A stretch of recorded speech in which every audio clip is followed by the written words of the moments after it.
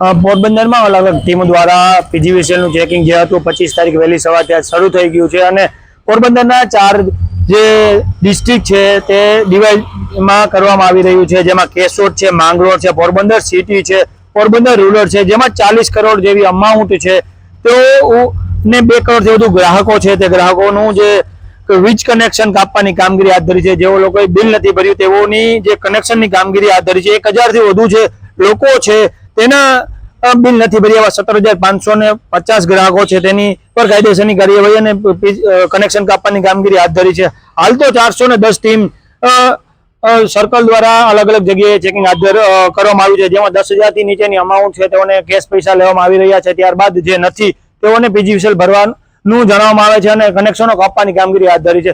જેમાં સરકારીની વાત કરવામાં તો એસપી ઓફિસ, મામલતદાર ઓફિસ, મહાનગરપાલિકા એવી અલગ અલગ કચેરીના 6 કરોડ જેવું બિલ બાકી હોવાનું સામે આવ્યું છે. બુદ્ધદેવ, દિવ્ય ભાસ્કર, પોરબંદર.